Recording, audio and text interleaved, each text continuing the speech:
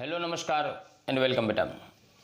Last લેક્ચરની જો આપણે વાત કરીએ તો લાસ્ટ લેક્ચરમાં આપણે શું ભણ્યા હતા? લાસ્ટ લેક્ચરમાં આપણે વાત કરી હતી તત્વોના જે પરમાણુઓ છે એની અંદર ઇલેક્ટ્રોન્સ કેવી રીતે ગોઠવાય છે એની મેં તમને માહિતી આપી હતી. એની શું જરૂરિયાત છે આપણે ધીમે ધીમે શીખશું એમ તમને આઈડિયા આવતો જશે, બરાબર. ખાસ કરીને આપણે આજના લેક્ચરમાં જે વાત કરવાની છે એ આજનો આપણો મુદ્દો છે આધુનિક આવર્ત કોષ્ટકમાં તત્વોનું સ્થાન. શું ભણ્યા છીએ આજે આપણે? આધુનિક આવર્ત કોષ્ટકમાં તત્વોનું સ્થાન. આ મુદ્દા વિશે આપણે આજે ચર્ચા કરીશું કે ભાઈ આધુનિક આવર્ત કોષ્ટક જે બનાવવામાં આવ્યું છે એની અંદર તત્વોને કેવી રીતે સ્થાન આપવામાં આવ્યું છે એ બાબતની ચર્ચા આપણે કરવાની છે. પરંતુ પહેલી વાત, આજના લેક્ચર માટે બેટા એક સૂચના છે. તમારી ટેક્સ્ટ બુક છે ને સાથે લઈને બેસજો, કેમ કે ટેક્સ્ટ બુકની અંદર તમારે પેજ નંબર 86 છે, ત્યાં આગળ તમને આવર્ત કોષ્ટક આપેલું છે. આખું આવર્ત કોષ્ટક જો આપણે બનાવીશું આની અંદર, બરાબર, તો કાં તો મારે બહુ જ નાના અક્ષરે લખવું પડશે. અધરવાઇઝ માની લો કે એવું થાય કે જો આખું આવર્ત કોષ્ટક સરસ મજાને બનાવવું તો બાકીનું સમજૂતી માટેની જગ્યા ના રહે. એટલે જે જરૂરી ભાગ હશે એટલો ભાગ હું અહીંયા બનાવીશ. દાખલા તરીકે આપણને પહેલો સમૂહ કીધો હોય તો પહેલા સમૂહના તત્વો હું લખીશ. એ કઈ જગ્યાએ એક્ઝેક્ટ છે તમને દર્શાવીશ. તમારે જોવાના છે તમારી ટેક્સ્ટ બુકના આવર્ત કોષ્ટકમાં, બરાબર. એટલે મારી સાથે આવર્ત કોષ્ટકને રાખજો અને આપણે સાથે હું જ્યારે જે કહું છું ત્યાં તમારે એની સાથે સરખાવવાનું છે. એટલે તમને આઈડિયા આવશે કે હા આ તત્વો આવી રીતે છે અને એની હું વાત કરી રહ્યો છું, બરાબર. જેની જરૂર હશે એવા તત્વોને હું અહીંયા લખીશ એટલે તમને સમજવામાં સરળતા રહે. કેમ કે એની અંદર 18 તો સ્તંભ છે ટોટલ, બરાબર ને. આમ 18 સ્તંભ દોરવાના એટલે 18 ઊભા ભાગ કરવા પડે, 7 આડા ભાગ કરવા પડે. અને જો કે લેન્થેનોઇડ્સ ને ઓક્ટિનોઇડ્સ દેખાડીએ તો નીચે પાછા બીજા બે આવે એટલે ખૂબ મોટું બની જાય. પણ એના કરતાં બેટર છે કે તમે આવર્ત કોષ્ટકને સાથે લઈને બેસો, બરાબર ને. અને જો ચેનલ પર નવા છો તો સબસ્ક્રાઈબ કરી નાખો, બેલ આઇકોનને દબાવી દો એટલે નવા વિડીયોની નોટિફિકેશન મળતી રહે. અને જો ચેનલ પર તમે છો જ તો લાઈક, કોમેન્ટ અને શેર. ચલો તો શરૂઆત કરીએ આજના લેક્ચરની. આજના લેક્ચરમાં આપણે ભણવાનું છે કે આધુનિક આવર્ત કોષ્ટક જે તૈયાર થયું. આપણે વાત કરી હતી હેનરી મોસેલ એક આપણને વાત કરી કે ભાઈ તત્વોને એના દળ કરતાં જો એના પરમાણવીય ક્રમાંક છે એના ચડતા ક્રમમાં ગોઠવવામાં આવે તો આ જે તત્વો છે એને વધુ સરસ રીતે આપણે ગોઠવી શકીએ, એના ગુણધર્મોને વધુ ચોક્કસ રીતે આગાહી કરી શકાય. આ બાબતને ધ્યાનમાં રાખી અને જે આવર્ત કોષ્ટક તૈયાર થયું, બરાબર, જેને આપણે આધુનિક આવર્ત કોષ્ટક કહીએ છીએ, જેની અંદર અત્યાર સુધી શોધાયેલા 118 તત્વો, એની અંદર જગ્યા પણ 118 તત્વોની છે. એટલે આપણું આવર્ત કોષ્ટક પૂરું થઈ ગયું છે, બરાબર ને. રિસેન્ટ આપણે વાત કરીએ લગભગ 2 વર્ષ પહેલાં 4 તત્વો નવા એડ થયા. ત્યાં સુધી 114 તત્વો હતા અને એ 4 તત્વોના સંશોધનથી આપણું આવર્ત કોષ્ટક છે એ સંપૂર્ણ પૂરું થયું છે. વાત કરીએ આપણે જે અગાઉ હવે જે નવી વાત છે તો અહીંયા આગળ આપણે શું શીખવાનું છે? આવર્ત કોષ્ટકની અંદર તત્વો કેવી રીતે ગોઠવાય છે. તો મેં તમને વાત કરી એમ કે આવર્ત કોષ્ટક જે છે એની અંદર આમ ઊભા સ્તંભ છે, આમ કેટલાક ઊભા સ્તંભ છે, બરાબર. આવી રીતે ઊભા સ્તંભ છે અને બાકીની આડી હરોળ છે, બરાબર. આવી આડી હરોળ પણ એની અંદર આપેલી છે, બરાબર. તો આ જે ઊભા સ્તંભ હોય એને આપણે સમૂહ કહીએ. શું કહીએ? સમૂહ. અને આડી હરોળ જે છે એને આપણે કહીશું આવર્ત. આમ યાદ રાખજો, બરાબર. ઊભા સ્તંભ જે છે એને આપણે શું કહીશું? સમૂહ કહીશું. અને આડી હરોળ જે છે એને શું કહીએ આપણે? આવર્ત કહીએ. યાદ રાખવાનું છે કેમ કે એનો આપણે ઉપયોગ વારંવાર કરવાનો આવશે. હવે આપણે આવર્ત અને સમૂહ બોલીએ અને આપણને આઈડિયા હોય તો વધુ સરસ રીતે સમજી શકાય. આપણે આને અહીંયા જ રાખવું છે, અહીંયા આપણે રહેવા દેશું અને આજુબાજુમાં બધું બોર્ડ બ્રેક કરશું, ભલે વચ્ચે આવી ગયું, બરાબર. પરંતુ એ આપણને યાદ રહે એટલે આપણે સમૂહ કહો એટલે ખબર પડે કે હા ઊભી લાઈનમાં જોવાનું છે, આવર્ત કહે એટલે ખબર પડે તરત આમ આડી લાઈનમાં જોવાનું છે. એવી રીતે આપણે એનો અભ્યાસ કરશું. ઓકે, તો આધુનિક આવર્ત કોષ્ટક છે એની અંદર ટોટલ 18 ઊભા સ્તંભ છે. તમારી ટેક્સ્ટ બુકમાં જુઓ ટોટલ કેટલા છે? 18 ઊભા સ્તંભ છે. ચેક કરજો. પહેલો સ્તંભ છે એની અંદર તમે જોશો તો હાઇડ્રોજનથી શરૂ થાય છે. આમ હાઇડ્રોજન અહીંયા આગળ લખેલું છે, બરાબર. અહીંયા આગળ હાઇડ્રોજન છે અને છેલ્લા સ્તંભમાં તમે જોયા છો છેલ્લે એકદમ તો ત્યાં આગળ હિલિયમ દર્શાવેલો છે, બરાબર. એ 18મો સ્તંભ છે અને આ હાઇડ્રોજનવાળો એ પહેલો સ્તંભ છે. આવી રીતે સરસ નથી હો વચ્ચે, તો અહીંયા આમ ખાલી વચ્ચે નીચે એક સ્તંભ હાઇડ્રોજનવાળો અને હિલિયમવાળો બે ઉપર દેખાતા છે અને બાકીના અમુક નીચે છે ને એવું બધું છે. એટલે આપણે તો ખાલી સમજવા પૂરતું છે, બરાબર. તો હાઇડ્રોજન છે એ પહેલા સ્તંભમાં છે, બરાબર. અને છેલ્લે જઈએ તો 18મો સ્તંભ છે ત્યાં આગળ તમને ઉપર કોણ દેખાય છે? હિલિયમ. તો 1 નંબરથી લઈને 18 નંબર સુધી આપણને આવા ત્યાં આગળ સ્તંભ જોવા મળે છે. આ જે ઊભા સ્તંભ છે એને સમૂહ કહેવામાં આવે છે, બરાબર. તો અહીં આપણે નોંધ કરીએ કે ઊભા સ્તંભ 18 ઊભા સ્તંભ જે છે એને આપણે શું કહીએ છીએ? સમૂહ કહીએ છીએ, બરાબર. એટલે એનો અર્થ એવો થયો કે આધુનિક આવર્ત કોષ્ટકમાં સમૂહોની સંખ્યા કેટલી? 18 છે, બરાબર. અને નંબર 2, અને 7 આડી હરોળ છે, કે આડી હરોળ, બરાબર. 7 આડી હરોળ છે. જે આડી હરોળ છે એને આપણે આવર્ત કહીએ છીએ. એને શું કહેવાય? આવર્ત. તો આવી હરોળ કેટલી છે? જો આ ઊભા સ્તંભ કેટલા છે? ટોટલ 18 છે. આડી હરોળ કેટલી છે? 7 છે. આ જે 7 આડી હરોળ, આ પહેલી, બીજી, ત્રીજી, ચોથી, પાંચમી, છઠ્ઠી ને 7મી, એમ 7 આડી હરોળ છે એને આપણે શું કહીએ છીએ? આવર્ત કહીએ છીએ, બરાબર. તો યાદ રાખવા જેવી વસ્તુ શું આવી અહીંયાથી? સૌથી પહેલાં આપણે શું જોશું? યાદ શું રાખવાનું છે? આધુનિક આવર્ત કોષ્ટકમાં સમૂહ કેટલા હોય છે? તો કે સમૂહની સંખ્યા 18 છે અને આવર્તની સંખ્યા કેટલી છે? 7 છે, બરાબર. તો આમ યાદ રાખવું હોય તો એમ યાદ રાખી શકાય. આડા હોય ને આવર્ત કહેવાય, તો ઊભો હોય ને ઓટોમેટિક યાદ રહી જાય, સમૂહ કહેવાય. રેડી? તો યાદ રાખશે આપણે 18 સમૂહ અને 7 આવર્ત. ઓકે. હવે આપણે એની અંદર તત્વો કેવી રીતે ગોઠવાયેલા છે, આની અંદર જે તત્વોને સ્થાન મળ્યું છે એ કઈ રીતે મળ્યું છે, બરાબર, એને આપણે સમજવાનો પ્રયત્ન કરીએ. તો સૌથી પહેલાં તો તમે અગાઉ 20 તત્વો છે એને પાકા કરેલા છે, એટલે યાદ હશે તમને. મેં તમને ગઈકાલે પણ વાત કરી હતી. Hydrogen, helium, lithium, beryllium, boron, બરાબર, કાર્બન, નાઇટ્રોજન, ઓક્સિજન જે તમે પાકા કરેલા છે એની વાત છે. તો એ જે તત્વો છે એ તમે એને પરમાણુય ક્રમાંક પ્રમાણે યાદ કરેલા છે. તો આપણે વાત કરી હતી ને કાલે કે હાઇડ્રોજનનો પરમાણુય ક્રમાંક 1 છે, હિલિયમનો 2, લિથિયમનો 3, બેરિલિયમનો 4, એ આપણે વાત કરી હતી. એના પરમાણુય ક્રમાંક છે, એને થોડું મગજમાં રાખજો સાથે. ઓકે, ચલો. તો અહીંયા આગળ તમને એક પ્રવૃત્તિ આપી છે અને પ્રવૃત્તિ છે 5.4. આ પ્રવૃત્તિ થ્રુ આપણને કેટલીક બાબતો સમજાવી છે. તો એને એમ કીધું, ત્યાં આગળ પ્રવૃત્તિ એમ કીધું છે કે સમૂહ 1 ને જુઓ. કોને જોવાનું કીધું છે? સમૂહ 1 ને, એટલે હાઇડ્રોજન વાળો. તો પહેલો સમૂહ, આવર્ત કોષ્ટકનો પહેલો સમૂહ, એની અંદર તમે જુઓ તો આમ આપેલું છે હાઇડ્રોજન. પહેલાં હાઇડ્રોજન લખેલું છે. આપણે કેટલાક જે શક્ય હશે જેની જરૂર પડે છે એને આપણે લખવાનો જ પ્રયત્ન કરશું, બરાબર. પછી એની નીચે આપેલું છે આમ સળંખાણું, બરાબર. આવી રીતે તમને દર્શાવેલું છે આવર્ત કોષ્ટકની અંદર. આ 1 નંબર, પછી 2, 3, 4, 5, 6 અને 1 અહીંયા આગળ 7. ચલો, આટલું થઈ જાય, બરાબર. તો આને આપણે ખાના બનાવી નાખીએ એટલે આપણને એક્ઝેક્ટ યાદ આવે. તો જુઓ, આ પહેલો સમૂહ થયો, ખબર પડી ને? પહેલો સમૂહ જોવાનો છે. સમૂહ એટલે કઈ? ઊભી લાઈન જોવાની છે, સમજો. ઊભી લાઈન જોવાની છે. અને એમાં શું જોવાનું કીધું છે આપણને?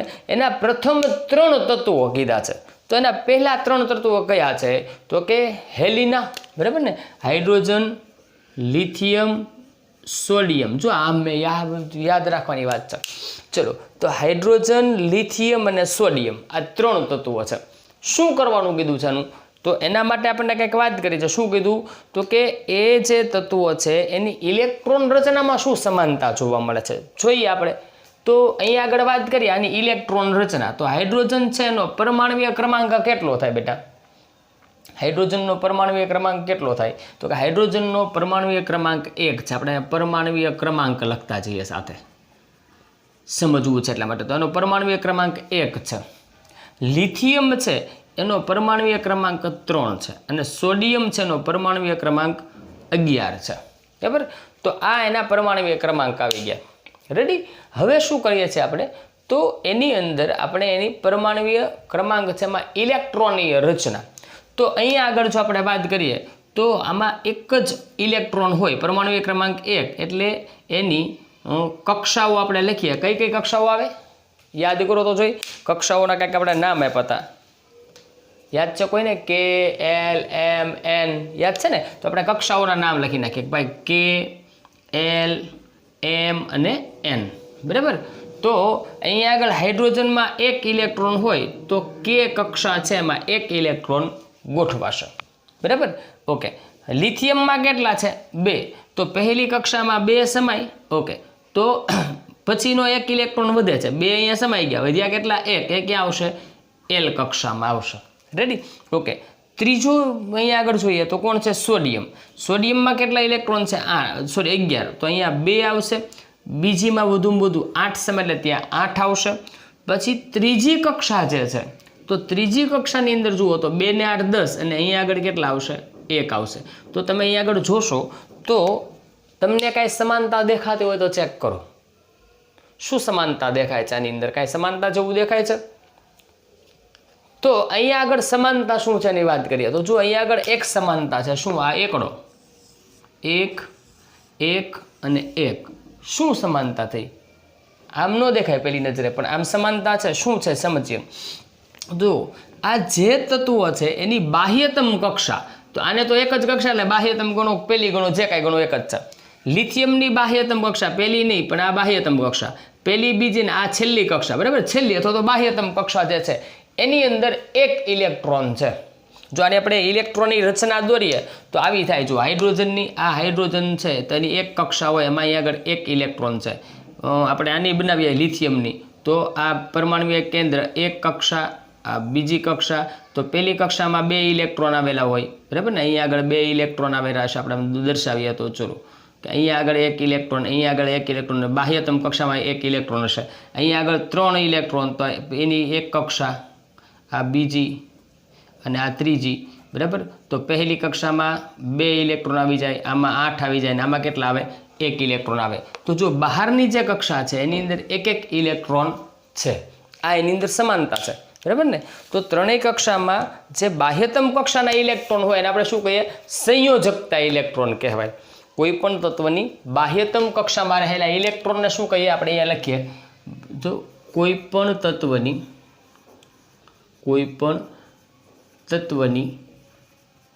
બાહ્યતમ કક્ષામાં રહેલા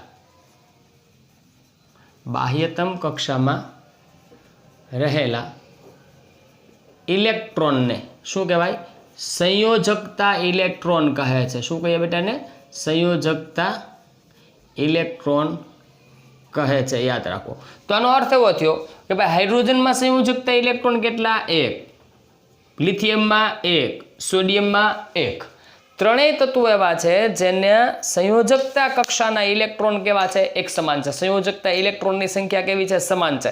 હવે આ જે સંયોજકતા ઇલેક્ટ્રોન શા માટે એને કહેવાય છે? તો જ્યારે આ તત્વો અન્ય તત્વ સાથે પ્રક્રિયા કરે છે, ત્યારે આ જે બાહ્યતમ કક્ષામાં રહેલા ઇલેક્ટ્રોન્સ છે એને કાં તો એ ગુમાવે છે અથવા તો મેળવે છે. એ પણ આપણે શીખેલા છે કે કેટલા તત્વો હોય તો એ ગુમાવે, કેટલા હોય તો મેળવે બરાબર. એટલે એની ઉપર જતા નથી.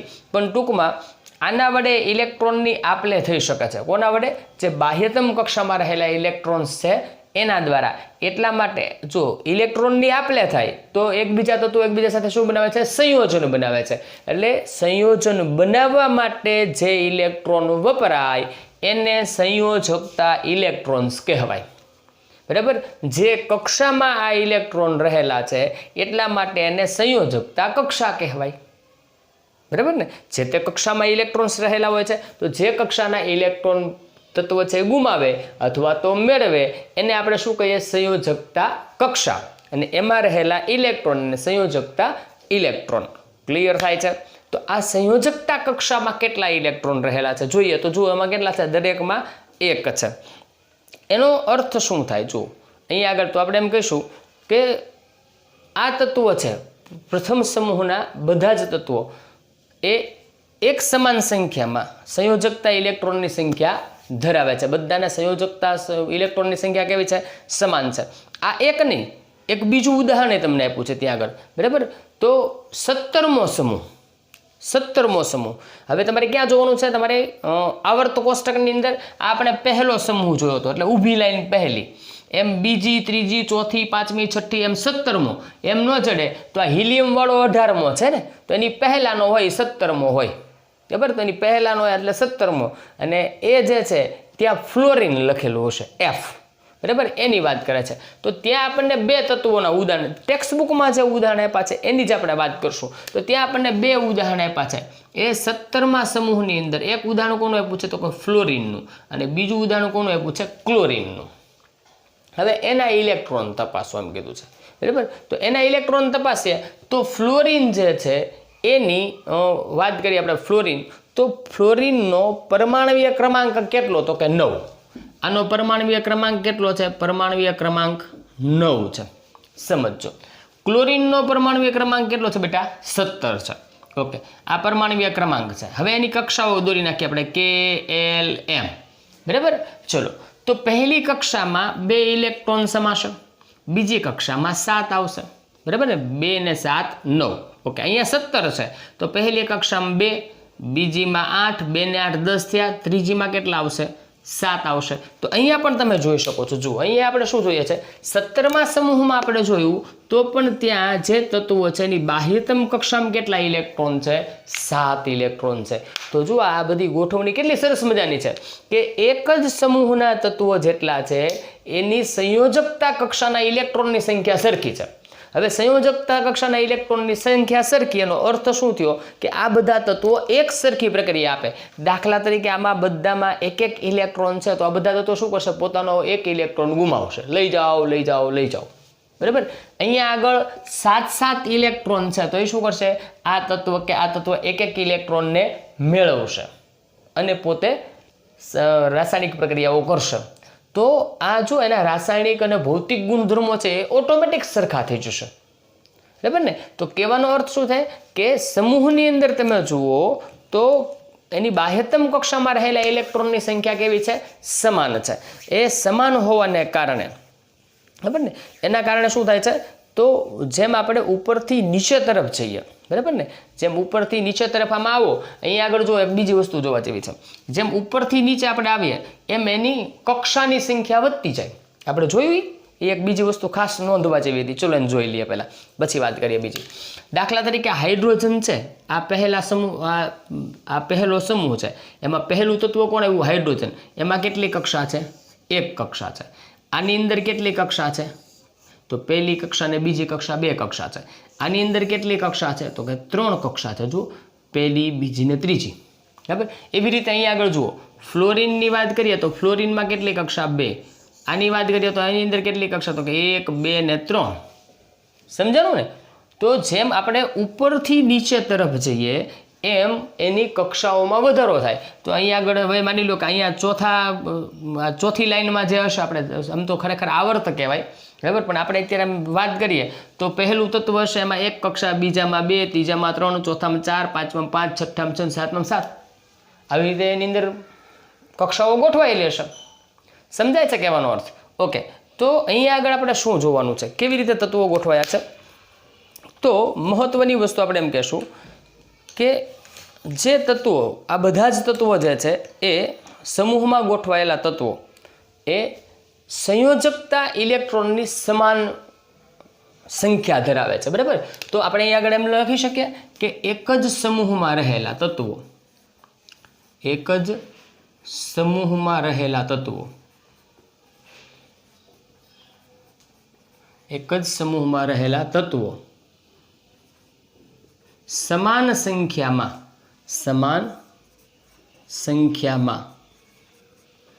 સંયોજકતા ઇલેક્ટ્રોન ધરાવે છે. એટલે કે એના સંયોજકતા ઇલેક્ટ્રોનની સંખ્યા કેવી હોય? સરખી હોય. ક્લિયર થાય છે? દાખલા તરીકે પછી આપણે કેવું હોય તો કહી શકાય પ્રથમ સમૂહના તત્વો, દાખલા તરીકે હાઇડ્રોજન, લિથિયમ, સોડિયમ વગેરે પોતાની બાહ્યતમ કક્ષામાં 1 ઇલેક્ટ્રોન ધરાવે છે. આપણે અહીંયા લખી જ નાખીએ. ચલો આપણે એમ તમારા ઉપર નથી છોડવું એમ કરીએ. દાખલા તરીકે આપણે એમ કહીશું હાઇડ્રોજન, લિથિયમ, સોડિયમ વગેરે પ્રથમ સમૂહના તત્વો છે. જુઓ, પ્રથમ સમૂહના તત્વો છે, બરાબર. જે દરેક તત્વ એક સંયોજકતા ઇલેક્ટ્રોન ધરાવે છે. સંયોજકતા ઇલેક્ટ્રોન ધરાવે છે. ઓકે, ચલો રેડી. પછી આગળ વાત કરીએ. તેમજ અહીંયા એમ કહે તેમજ ફ્લોરિન, ક્લોરિન વગેરે 17મા સમૂહના તત્વો છે જે દરેક 7 સંયોજકતા ઇલેક્ટ્રોન ધરાવે છે. રેડી. તો આના આધારે આપણને આઈડિયા આવી જાય શું વાત થઈ હતી, આપણે જે સમજ્યા એને અહીં આગળ લખી નાખ્યું. ચલો હવે વાત કરીએ. તો એનો અર્થ બીજો શું થાય, આપણે હમણાં વાત કરીએ એમ આ ઉપરાંત, બરાબર, આ ઉપરાંત સમૂહો છે એ બાહ્ય, એનો અર્થ એવો થાય કે સમૂહ છે એ સમાન ઇલેક્ટ્રોનીય સંરચના દર્શાવે છે. એમ થાય. સમાન એટલે સમાન રચના કઈ? બાહ્યતમ કક્ષાની. હો, અહીં આગળ બાહ્યતમ કક્ષા બોલવું જરૂરી છે ભાઈ, નહીંતર સમાન એટલે કે આમાંય નવું હોય ને આમાંય નવું હોય એવું નહીં. પણ કઈ સમાન ઇલેક્ટ્રોન રચના ધરાવે છે? ક્યાંની? એના બાહ્યતમ કક્ષાની. તો આપણે એમ કહી શકીએ કે આમ સમૂહ, અલગ માર્કર લઈ લઈએ, આ એની લાક્ષણિકતા થઈ ગઈ ને. ઓકે, તો અહીં આપણે એમ કહીશું કે આમ સમૂહ બાહ્યતમ કક્ષાની સમાન ઇલેક્ટ્રોન રચના દર્શાવે છે. બરાબર ને. તો સમૂહની લાક્ષણિકતા શું થઈ કે એક જ સમૂહમાં આવેલા જેટલા તત્વો હોય એની બાહ્યતમ કક્ષામાં ઇલેક્ટ્રોનની સંખ્યા કેવી છે? સરખી. અને ઇલેક્ટ્રોન સંખ્યા સરખી હોય તો એના ગુણધર્મો મોટા ભાગે કેવા હશે? બધાના એક સરખા જોવા મળશે. ઓકે, તો આ વાત થઈ છે ની આપણે સમૂહની વાત કરી. સમૂહના આધારે તત્વોને કેમ ગોઠવવામાં આવ્યા છે. પણ અહીંયા એક પ્રશ્ન આવે. ચલો, એક પ્રશ્ન. આ પ્રશ્નોના જવાબ હું તમને છેલ્લે આપવાનો છું. છેલ્લે, ત્યાં સુધી તમારે વિચારવાનું, અત્યારે જવાબ નહીં આપું. હવે એક વાત કરીએ. ચલો, વાત કરવી છે આપણે હાઇડ્રોજનની. શેની વાત કરવી છે? હાઇડ્રોજનની. તો હાઇડ્રોજન જે છે એના સ્થાન વિશે વાત કરીએ.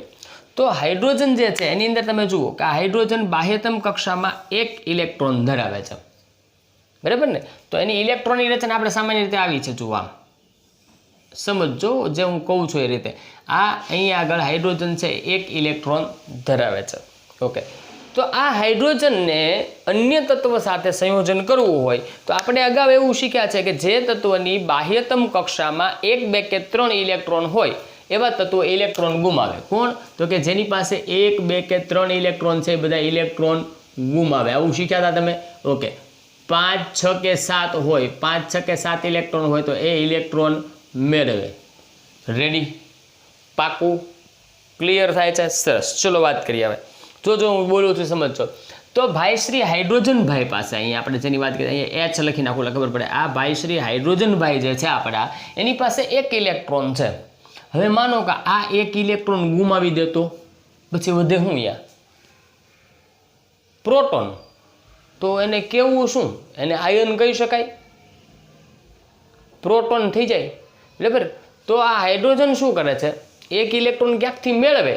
બરાબર. માની લો કે હવે બે વસ્તુ થાય ને કે હાઇડ્રોજન છે એ પોતે કાં તો 1 ઇલેક્ટ્રોન ગુમાવે. ચલો, આ ગુમાવવાની વૃત્તિ આપણે આ નિયમ પ્રમાણે થઈ શકે. બીજી વાત, આ હાઇડ્રોજન છે એની આગળ એક જ કક્ષા. તો આ એક કક્ષા છે એની અંદર વધુ ઇલેક્ટ્રોન કેટલા સમાય? 2. બરાબર. તો એ 1 ઇલેક્ટ્રોન મેળવી ન શકે, કાં તો 1 ગુમાવે અથવા 1 મેળવે, એનું બધું સરખું જ થાય.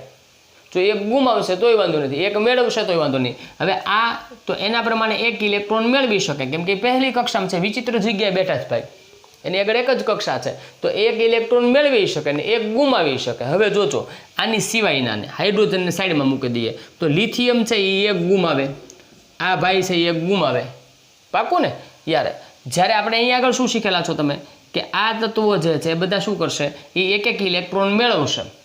જુઓ, તો આ તત્વો છે એ ઇલેક્ટ્રોન ગુમાવવાની વૃત્તિ ધરાવે છે.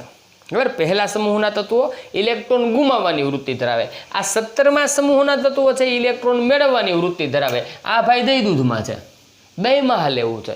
ઇલેક્ટ્રોન ગુમાવે તોય એનું કામ થઈ જાય, મેળવે તોય એનું કામ થઈ જાય. મોટા ભાગે શું થાય છે? તો આ ઘટના શું? તો હવે હાઇડ્રોજનને ગોઠવવો ક્યાં? 1માં રાખી શકાય, 17માં રાખી શકાય. બરાબર, એટલે એને આપણે આમ નોખો રાખ્યો છે. તમે જોજો, તમે તત્વો ઓલા છે તમારું આવર્ત કોષ્ટક, એમાં હળંગ લાઈનમાં નથી, આમ ચોકઠું નોખું છે. હા, અલગ વ્યક્તિત્વ છે આખું, એટલે એનું ચોકઠું અલગ કરેલું છે, બાકી બધા હળંગ દેખાડેલા તમે જુઓ. બરાબર, તો આવું કેમ, આને ક્યાં રાખવો? પહેલા સમૂહમાં રાખવો કે 17મા સમૂહમાં રાખવો? વિચારો છો. અબ આપ કે હવાલે. બરાબર ને, કાંઈ વાંધો નહીં, બાકીના જવાબ આપણે પછી મેળવશું એના. ઓકે, તો આટલું રેડી. આ એક સળગતો પ્રશ્ન તમને વચ્ચે આપી દીધો. આ વાત કરી આપણે શેની બેટા? શેની વાત કરી? સમૂહોની, કે સમૂહોમાં કેવી રીતે ગોઠવેલા ઇલેક્ટ્રોન્સ કેવી રીતે તત્વો ગોઠવાના છે. તો મુખ્ય વસ્તુ શું યાદ રાખવાની? છેલ્લે આપણે લખ્યું કે સમૂહમાં બાહ્યતમ કક્ષાની સમાન ઇલેક્ટ્રોન રચના દર્શાવે છે. એક જ સમૂહના તત્વો હોય, બરાબર, એક સમૂહમાં આવેલા તત્વો, જો હાઇડ્રોજન, લિથિયમ, સોડિયમ, બધાની બાહ્યતમ કક્ષામાં એક એક ઇલેક્ટ્રોન. 17મા સમૂહમાં તમે જુઓ ફ્લોરિન, ક્લોરિન, તો એના બધાને બાહ્યતમ કક્ષામાં 7 ઇલેક્ટ્રોન્સ છે. ચલો નેક્સ્ટ, આને હવે થોડું હટાવી દઈએ. હવે આપણે જવું છે આવર્ત પર. આવર્ત શું વાત કરે છે? તો આવર્તમાં કેવી રીતે તત્વો ગોઠવાયા છે એની આપણે અહીં આગળ ચર્ચા કરશું. આવર્ત એટલે શું થાય? આડી હરોળ, એને આપણે આવર્ત કહીએ. બરાબર ને? ચલો તો વાત કરીએ હવે આવર્તની. તો એના માટે પણ તમને એક પ્રવૃત્તિ આપી છે, ને પ્રવૃત્તિના આધારે તમને કીધું છે કે આધુનિક આવર્ત કોષ્ટકની અંદર જે બીજો આવર્ત છે, પહેલા આવર્તમાં હાઇડ્રોજન છે, અહીં આગળ આ હાઇડ્રોજન, આ બીજો આવર્ત, 2 નંબરનો આવર્ત, 2 નંબરનું ન કહેવાય ભાઈ, 2 નંબરનું બીજો આવર્ત. હા, સેકન્ડ નંબર, 2 નંબરનો ગુજરાતીમાં કહો તો કાંઈક અલગ લાગે આપણને. બરાબર ને? હા, એટલે સારો માણા છે, ખરાબ નથી. ચલો વાત કરીએ. તો ત્યાં આગળ તમે જોશો તો પહેલું તત્વ હશે લિથિયમ. લિથિયમ હશે, બરાબર. લિથિયમથી ચાલુ કરીને છેલ્લું તત્વ હશે કોણ? નિયોન. બરાબર, તો એ ઓલરેડી તમે શીખેલા છો એટલે તમને આવડવા જોઈએ. કયા કયા તત્વો છે આપણે વાત કરીએ તો કે લિથિયમ છે. બરાબર, બોલો, યાદ છે કોઈને? પેલું હાઈલી બેબોકાના, કોઈને યાદ હોય તો બોલો. લિથિયમ, બોલો, બેરેલિયમ, બોરોન, પછી lithium, beryllium, boron, carbon, nitrogen, આગળ કોણ આવે હજી? નાઇટ્રોજન, પછી ઓક્સિજન, ફ્લોરિન, નિયોન. તો અહીંયા આપણે એમ કહીશું ઓક્સિજન, ફ્લોરિન, નિયોન, એટલે નિયોનમાં એન થઈ ગયો, Ne આવશે. હા, કેમ કે નાઇટ્રોજન, નિયોન બે જુદા પડવા જોઈએ ને ભાઈ. ચલો, આ તત્વો છે, પણ આ તો મેં લાઈનમાં લખી નાખ્યા ને. આપણે આવર્તની વાત કરીએ, તમને સમજાય એમ જ લખીએ. એક કામ કરો, બીજું આવર્ત. હવે આપણે એક કામ કરીએ, ચલો એને વ્યવસ્થિત લખીએ થોડું, એટલે તમને આઈડિયા સરસ રીતે આવે બેટા. બરાબર, તો અહીંયા આગળ એ કેવી રીતે છે? તો આવી રીતે છે. અહીંયા આગળ હાઇડ્રોજન દર્શાવેલો છે. થોડુંક વ્યવસ્થિત કોષ્ટક બનાવવાનો પ્રયત્ન કરીએ. હાઇડ્રોજન, પછી એની એક્ઝેક્ટ નીચે અહીંયા આગળ 2 તત્વો આપેલા હશે. અહીંયા હશે લિથિયમ, પછી હશે બેરેલિયમ. બરાબર, અહીંયા આગળ આમ ખાના છે આગળ. બરાબર, એને આપણે દોર્યા નથી, આવી રીતે હશે. આ બીજો આવર્ત છે, અહીંયા ત્રીજો, ચોથો, પાંચમો, છઠ્ઠો, સાતમો, આમ હશે. આપણે એને દોર્યા નથી, ત્યાં આગળ હશે. બરાબર, ઓકે. ચલો પછી જે છેલ્લા 4 છે ને એ કન્ટિન્યુ છે આમ. 1, 2, 3, 4, 1, 2, 3, 4 એવી રીતે કન્ટિન્યુ આપેલા હશે. બરાબર, પછી અહીંયા આગળ તમે જોશો આ વચ્ચેની જગ્યા નથી લેતા આપણે, સીધા અહીંયાથી આ તત્વોને દર્શાવેલા છે. વચ્ચે અહીંયા કેટલીક જગ્યા છે, તો અહીંયા કઈ આવે? તો જો આ સમૂહ નંબર 1 થાય, આ સમૂહ નંબર 2, અહીંયા નંબર 3 આવશે નીચે. કયો નંબર આવશે? 3. અને 3 થી 12 સમૂહ અહીંયા આવેલા છે. કેટલા? 3 થી 12 એટલે 3, 4, 5, 6, 7, 8, 9, 10, 11 ને 12. બરાબર, 12 પછી 13મો સમૂહ તમને દર્શાવેલો છે. કેટલામો? 13મો સમૂહ. એ 13મો સમૂહ જો અહીંયા હશે, અહીંયા આગળ આપણે લખીએ 13, 14, 15, 16, 17 અને એટલે આ તો બહુ દૂર હોઈ ગયું. આવી જાય છે કેમેરામાં? ચેક કરી લઈએ આપણે. 1 મિનિટ, મારી કંઈ મિસ્ટેક ન થઈ જાય, નહીં તો તમને દેખાશે નહીં, હું લખી જઈશ. 17 તો આવી જાય છે, કાંઈ વાંધો નહીં. ચલો 18 બાજુમાં નાનકડા એવા અક્ષર લખી નાખ્યા તો એ પણ આવી જશે. બરાબર, એટલે અહીંયા આગળ 18.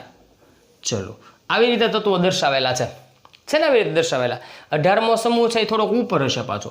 અહીંયા આગળ આમ 18મો ઉપર હશે, આમ હશે 18મો અહીંયા, કેમ કે અહીંયા આગળ હિલિયમ લખેલું હશે. બરાબર, હવે આ જે તત્વો છે એ અહીંયા આમ દર્શાવેલા છે આવી રીતે.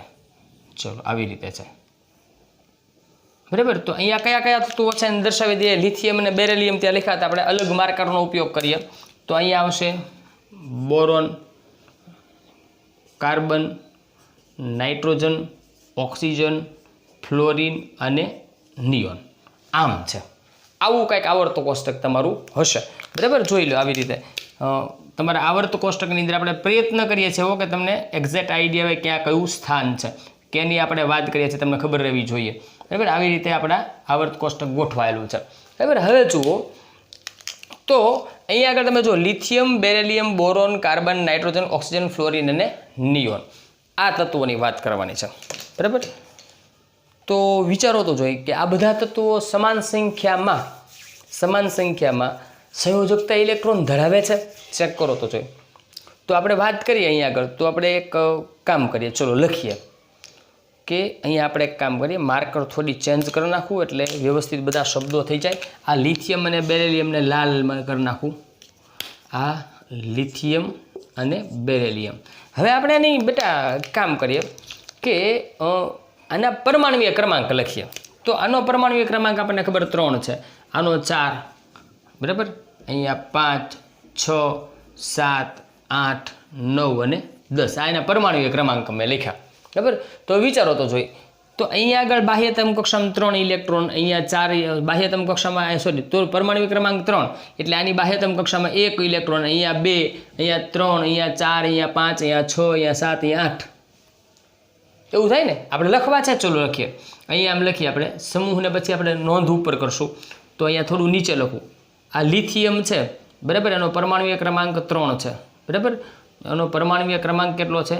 3. પછી બેરિલિયમ છે, એનો પરમાણુય ક્રમાંક 4. પછી બોરોનનો 5, કાર્બનનો 6, પછી નાઇટ્રોજન આવશે ને, નાઇટ્રોજનનો 7, પછી ઓક્સિજનનો 8, પછી ફ્લોરિનનો 9 અને નિયોનનો 10.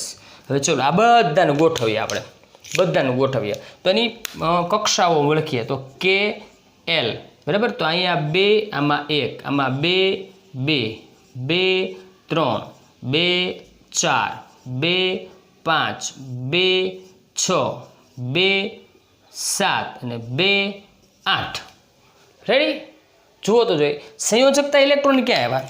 તો આજે છેલ્લી કક્ષામાં રહેલા ઇલેક્ટ્રોન્સ છે. બરાબર, આ જે ઇલેક્ટ્રોન્સ, આ ઇલેક્ટ્રોન, એને આ બધા તત્વોના સંયોજકતા ઇલેક્ટ્રોન કહેવાય. તો આ બધામાં તો ફેરફાર છે. 1માં 1, અહીંયા 2, અહીંયા 3, 4, 5, 6, 7, 8 ऐसा होवंती. તો આમાં કાંઈ સંયોજકતા ઇલેક્ટ્રોન સરખા નથી. તો આમાં કાંઈ સમાનતા દેખાય છે બીજી? ચેક કરો. સંયોજકતા ઇલેક્ટ્રોન સરખા નથી, તો શું સમાનતા છે? એક સમાનતા છે, આ દરેક તત્વો 2 જ કક્ષાઓ દર્શાવે છે. ચેક કરો કેટલા કક્ષાઓ છે? માત્ર 2 કક્ષા. એના જેટલા ઇલેક્ટ્રોન છે એ બધા જ 2 કક્ષાઓમાં ગોઠવાયેલા છે. હવે પછી બીજી કક્ષામાં ભલે 1 હોય કે 8 હોય, બરાબર, પણ કક્ષા કેટલી છે એની પાસે? 2 છે. તો આવર્ત જે છે એ આપણને કક્ષાની સંખ્યા દર્શાવે છે એમ કહી શકાય. તો એનો અર્થ એમ થાય કે પહેલી કક્ષામાં છે, સોરી, પહેલો આવર્ત જે છે, અહીંયાથી આપણે હવે જોતા જઈએ સાથે સાથે, ગ્રીન માર્કર લઈ લઉં છું. તો આ પહેલો આવર્ત થયો, તો પહેલા આવર્તની અંદર કક્ષા કેટલી હશે? આની અંદર કક્ષાઓની સંખ્યા 1. બીજા આવર્તવાળા પાસે 2 કક્ષા, ત્રીજા વાળા પાસે 3 કક્ષા, ચોથા વાળા પાસે 4 કક્ષા. સમજાણું? ક્લિયર થાય છે? તો અહીંયા આ આપણને શું દર્શાવે છે? કક્ષાની સંખ્યા દર્શાવે છે. એટલે કે આ દરેક તત્વો છે, આ દરેક તત્વો, આ દરેક તત્વો જે છે એ શું દર્શાવે છે આપણને? એનો અર્થ એમ થાય કે એક સરખી કક્ષાઓ ધરાવે છે. ક્લિયર થાય છે? તો એનો અર્થ એમ થાય છે કે બીજા આવર્તના જે તત્વો છે એ સંયોજકતા ઇલેક્ટ્રોનમાં સમાનતા દર્શાવતા નથી, પરંતુ તેઓ સરખી સંખ્યામાં કક્ષાઓ દર્શાવે છે. તો અહીંયા આગળ આપણે વાત કરીએ, ચલો અહીંયા લઈ લઈએ અને આપણે સમૂહ પ્રમાણે વાત કરી. હવે કોના પ્રમાણે વાત કરીએ છીએ? કક્ષા પ્રમાણે. તો આપણે અહીંયા એમ કહેશું કે બીજા આવર્તના બધા જ તત્વો, બરાબર, અથવા તો એક જ આવર્તમાં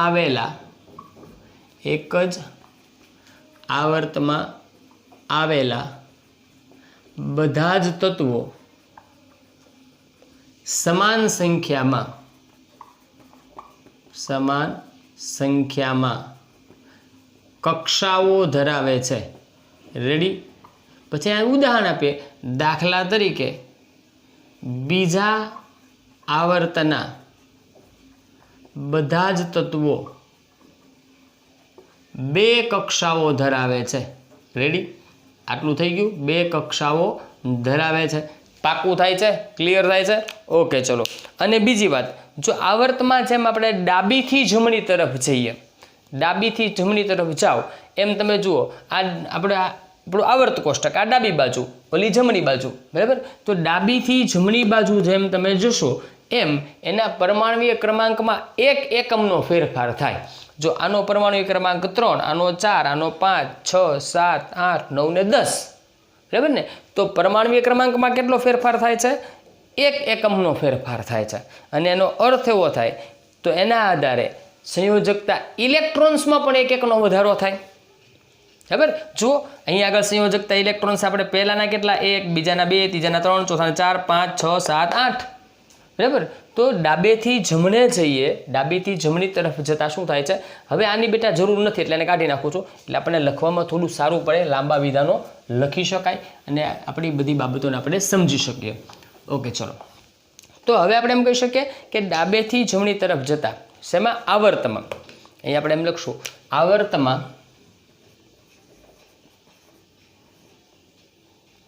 આવર્તમાં ડાબેથી જમણી તરફ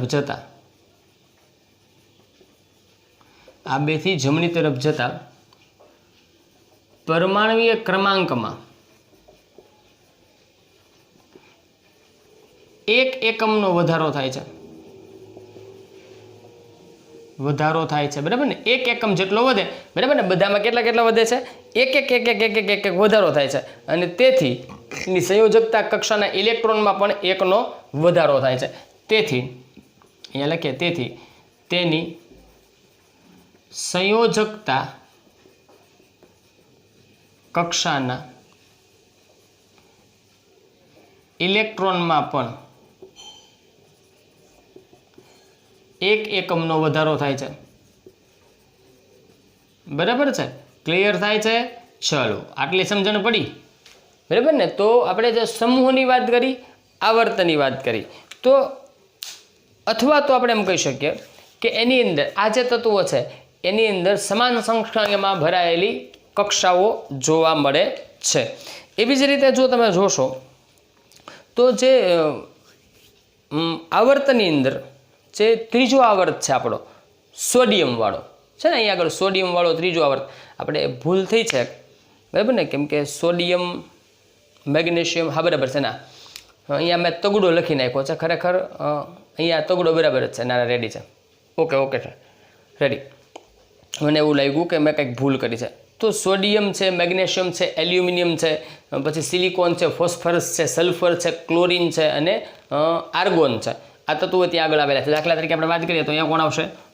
ગ્રીન માર્કરથી આ વખતે લખીએ એટલે પાછા બધા ફટાફટ વ્યવસ્થિત દેખાય.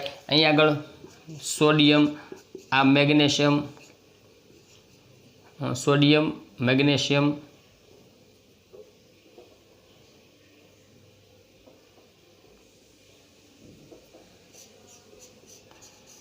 સોડિયમ, પછી મેગ્નેશિયમ, આ આપણે કયા લખીએ છીએ? ત્યાં ત્રીજા આવર્તના તત્વો લખીએ છીએ, બરાબર ને. સોડિયમ, મેગ્નેશિયમ, એલ્યુમિનિયમ, સિલિકોન, બરાબર. અહીંયા આગળ એલ્યુમિનિયમ, સિલિકોન,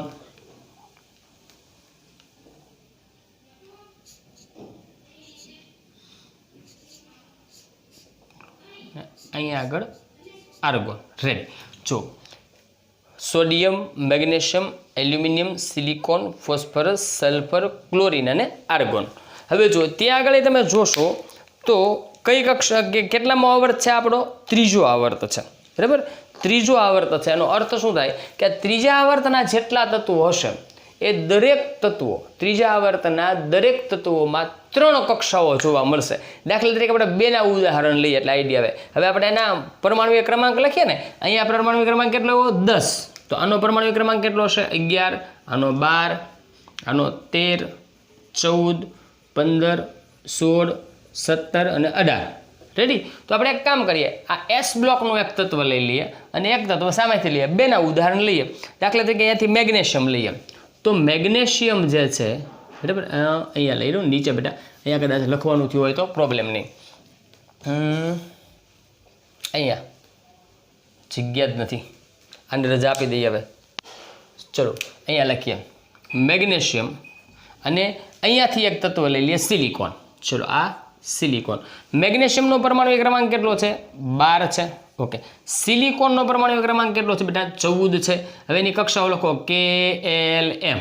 બરાબર, જોજો તો 12 છે એટલે પહેલીમાં 2, બીજીમાં 8, ત્રીજીમાં 2, 2 ને 8 10 ને 2 12. પછી અહીંયા આગળ જુઓ 2 8 10 ને 4 14. બરાબર.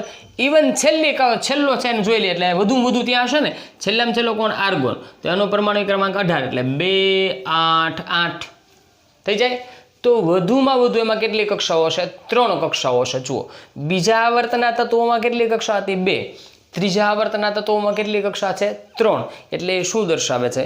એનું શું દર્શાવે છે? એનો અર્થ એમ થાય કે આ એક જ આવર્તમાં રહેલા તત્વો એક સરખા એક સરખી કક્ષાઓ ધરાવે છે. બીજી વાત, આવર્તમાં ડાબેથી જમણી તરફ જઈએ એમ પરમાણુય ક્રમાંકમાં 1 એકમનો વધારો થાય અને એટલા માટે એના સંયોજકતા ઇલેક્ટ્રોન છે એમાં પણ 1 એકમનો વધારો થશે.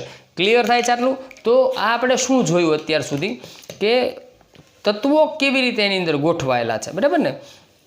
પછી આ તત્વો કેવી રીતે ગોઠવાય છે એની વાત કરીએ આપણે. એના આધારે તો આપણને ખબર પડશે કે જે કક્ષાની સંખ્યા છે એમાં સમાઈ શકતા ઇલેક્ટ્રોન જે ટોટલ છે એના આધારે કયા આવર્તમાં કેટલા તત્વો છે નક્કી કરી શકાય. એક આવર્તમાં કેટલા તત્વો આવશે.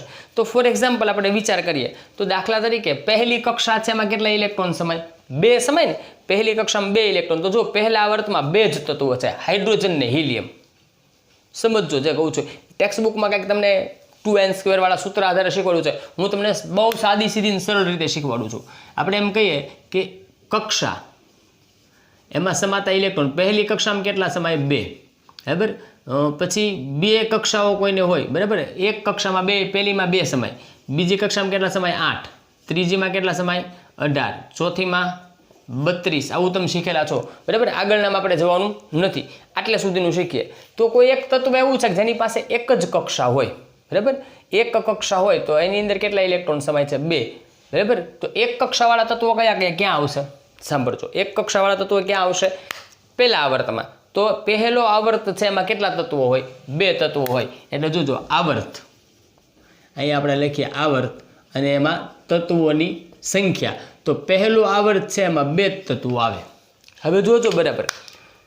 બીજો આવર્ત જે છે એની વાત કરીએ તો બીજા આવર્તનની અંદર અથવા તો બીજી કક્ષા જે છે એમાં કેટલા ઇલેક્ટ્રોન સમાય? બીજી કક્ષામાં કેટલા ઇલેક્ટ્રોન સમાય બેટા? 8 ઇલેક્ટ્રોન સમાય. તો બીજી કક્ષામાં 8 ઇલેક્ટ્રોન સમાય. એટલે અહીંયા આગળ જુઓ તો અહીંયા આગળ તમે જોશો તો અહીંયા આગળ જુઓ 1 2 3 4 5 6 7 અને 8. તો બીજા આવર્તમાં પણ કેટલા તત્વો છે? 8 તત્વો છે. રેડી? ત્રીજો આવર્ત જે છે, બરાબર ને, તો એનો અર્થ એવો થાય છે કે ત્રીજો, ચોથો, પાંચમો એની અંદર કેવી રીતે તત્વો છે? તો એના માટે તમારે થોડુંક આગળનું ભણવું પડે એવું છે. ત્રીજામાં 8 આવશે, ચોથામાં 18 આવશે, પાંચમામાં 18 આવશે, છઠ્ઠામાં 32 આવશે અને સાતમા આવર્તમાં પણ 32 તત્વો આવશે. તમારે આ થોડું યાદ રાખજો કેમ કે જે તત્વોની ગોઠવણી છે એ મારે તમને શીખવાડવી પડે. આપણે થોડુંક આગળ તો ગોઠવ્યા હતા, ઇલેક્ટ્રોનની રચના શીખ્યા હતા, પણ એ થોડું એડવાન્સ લેવલનું છે એટલે આપણે ત્યાં સુધી નથી જોવું. આપણે જે અત્યારે જરૂરી છે એટલું રાખીએ કેમ કે એની અંદર એવું હોય છે કે સોરી જવા દો ને એને, કેમ કે એ તમે કંઈક પાછા નોખા રસ્તે ચડી જશો. એના કરતાં આપણે એને યાદ જ રાખી લઈએ કે પહેલા આવર્તમાં કેટલા તત્વો આવશે? 2, બીજામાં 8, ત્રીજામાં 8, ચોથામાં 18, 18, 32, 32. આપણે એમ યાદ રાખો. આમાં 2, 8, 8, 18, 18, 32, 32 એમ યાદ રાખવાનું, બરાબર. કયા આવર્તમાં કેટલા તત્વો છે? કદાચ પરીક્ષામાં તમને પ્રશ્ન પૂછાય અને ટેક્સ્ટ બુકમાં તમને કીધું છે કે આનો વિસ્તૃત અભ્યાસ તમે હવે પછીના ધોરણમાં કરશો. મેં તમને થોડીક ઓલી માહિતી આપી હતી એ એટલા માટે આપી હતી કે તમને થોડોક એવો ખ્યાલ રહે, બરાબર. તો અહીંયા આગળ જે તત્વો છે ને એ બધા જો આપણે વાત કરી હતી, આ એસ બ્લોક છે. આગળ બ્લોક છે એસ બ્લોક. આ બે પહેલી લાઈન છે શું કે એસ બ્લોક. એસ બ્લોક એટલે અહીંયા જે તત્વો હશે એ એસ કક્ષકમાં ભરાયેલા હશે. અને આપણે કહીએ છીએ પી બ્લોક. તો પી બ્લોક આ જે છે પી બ્લોક એ પી બ્લોકના જેટલા તત્વો છે એના બધા જ બાહ્યતમ કક્ષાના ઇલેક્ટ્રોન્સ છે એ પી કક્ષકમાં જ રહેલા હોય. આ ડી બ્લોક છે તો એના બધા જ તત્વો જે હશે એના બાહ્યતમ કક્ષાના ઇલેક્ટ્રોન ડી કક્ષકમાં જ રહેલા હશે. એવી એની સરસ બધાની ગોઠવણી છે. બરાબર. ચલો નેક્સ્ટ હવે આપણે જ્યારે મળશું નવા લેક્ચરમાં એટલે આજે આપણે શું વાત કરીએ પહેલાંની વાત કરીએ તો આધુનિક આવર્ત કોષ્ટકમાં તત્વોનું સ્થાન શેના આધારે આપણે જોયું એના પરમાણ્વીય ક્રમાંકના આધારે અને સમૂહ અને આવર્તમાં તત્વો કેવી રીતે ગોઠવાયેલા છે એની આપણે સમજૂતી મેળવી. બરાબર. નવા લેક્ચરની અંદર આપણે વાત કરવાની છે આધુનિક આવર્ત કોષ્ટકમાં વલણ. એટલે આ આધુનિક આવર્ત કોષ્ટકનું વલણ શું છે એમાં પરમાણ્વીય કદ વિશે આપણે વાત કરશું તત્વોના, પછી એની સિવાય ધાતુ અને અધાતુના ગુણધર્મો વિશે વાત કરશું અને ત્યાં આગળ આપણા લેક્ચરને પૂરો કરશું. અને સાથે લગભગ શક્ય હશે તો આવતા લેક્ચરમાં આ ચેપ્ટરને પણ પૂરું કરવાનો આપણે પ્રયત્ન કરશું. તો નવા લેક્ચર સાથે જલ્દી મળીએ. ત્યાં સુધી પ્રશ્નો બાકી રહી ગયા પૂછવાના? ચલો પૂછીએ. ઓકે ચલો. તો એમ કહો મને, તમારે એમ કહેવાનું છે કે પ્રશ્ન નંબર 1, બીજા આવર્તમાં કુલ કેટલા તત્વો રહેલા છે? બરાબર. બીજા આવર્તમાં કુલ તત્વોની સંખ્યા, 7મા આવર્તમાં કુલ તત્વોની સંખ્યા. બરાબર. 2 પ્રશ્નો થયા. ત્રીજો પ્રશ્ન કહી દઉં સાથે. ચલો ત્રીજો પ્રશ્ન કે પહેલા સમૂહના તત્વોમાં બાહ્યતમ કક્ષામાં અથવા તેની સંયોજકતા ઇલેક્ટ્રોનની સંખ્યા. બરાબર. પહેલા સમૂહના સંયોજકતા ઇલેક્ટ્રોનની સંખ્યા કેટલી હોય? બરાબર. તો પહેલો પ્રશ્ન બીજા આવર્તમાં કુલ કેટલા તત્વો હોય, 7મા આવર્તમાં કુલ કેટલા તત્વો હોય, અને ત્રીજો પ્રશ્ન પહેલા આવર્તના સંયોજકતા ઇલેક્ટ્રોનની સંખ્યા જણાવો. આ ત્રણેય પ્રશ્નોના જવાબ કોમેન્ટ બોક્સમાં. ચલો નવા લેક્ચર સાથે જલ્દી મળીએ. ત્યાં સુધી આવજો. Take care of your self and thank you very much.